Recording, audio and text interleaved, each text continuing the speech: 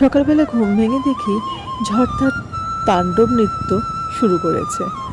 আমি চলে গেছিলাম আমার প্রতিদিনের মতো রান্নাঘরে গিয়ে চা বসিয়ে দিয়েছিলাম। আজকে না তোমাদের সঙ্গে একটা গল্প শেয়ার করি।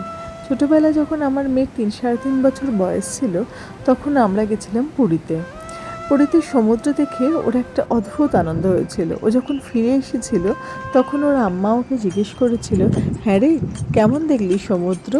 ও তখন বলেছিল, সমুদ্র সে তো পুকুরের মতোই, কিন্তু পুকুরের দাদু পুকুরের থেকে অনেক বড়। তোর আম্মা বলেছিল, এর মানে কি রে, কি বলছিস? বলেছিল, পুকুর তো এখনো ছোট, তাই ও ঢেউ দিতে শেখেনি। সমুদ্র তো দাদু, তাই ও ঢেউ দিতে শিখে গেছে। যাকগে, তারপরে আমি চলে গেছিলাম স্কুলের এই গাছ দুটোকে দেখো, যেন মনে হয় দুই বন্ধু পাশাপাশি দাঁড়িয়ে আছে। আজকে না আমাদের স্কুলে ছাত্র সংখ্যা ছিল বেশ কম, বৃষ্টির জন্য হতে পারে হয়তো। বাড়ি ফিরে চলে এসেছিলাম রান্নাঘরেতে। মায়ের আবদারে আজকে আমি করেছিলাম চালে ডালে, মানে খিচুড়ি। যাই হোক, বৃষ্টির দিনে তো না খিচুড়িটা খুব ভালো জমে যায়, খুব ভালো লাগে খিচুড়ি খেতে। খিচুড়ির সঙ্গে যদি হয় ইলিশ মাছ ভাজা বা ডিমের অমলেট, তাহলে তো কোনো কথাই নেই। আজকে আমি করেছিলাম খিচুড়ি, আর তার সাথে করেছিলাম পাঁচমিশালি একটা সবজি, যেটাকে তোমরা ছেঁচড়া বা চচ্চড়ি যাই বলো না কেন, কেউ আবার লাবড়া বলে। যাই হোক, এটা ছিল পাঁপড় ভাজা, চাটনি আর ডিমের অমলেট। এই দিয়ে আজকে খিচুড়িটা কিন্তু জমে গেছিলো আমাদের।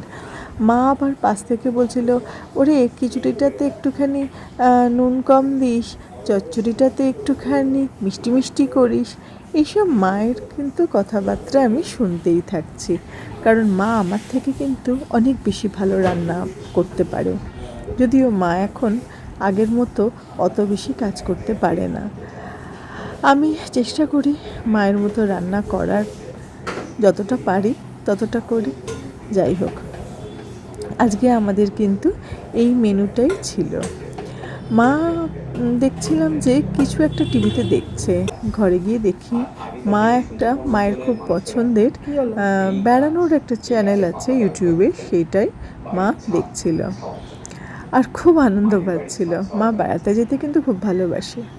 আর বিকেলে গেছিলাম আমার বাগানের পাশের বোগেনভেলিয়া গাছের সামনে। পাখির আওয়াজে না মনটা অন্যরকম হয়ে গেছিলো। বোগেনভেলিয়া ফুলগুলো না অসাধারণ লাগে, খুব ভালো লাগে আমার। তোমাদের কেমন লাগে জানিও আমায়।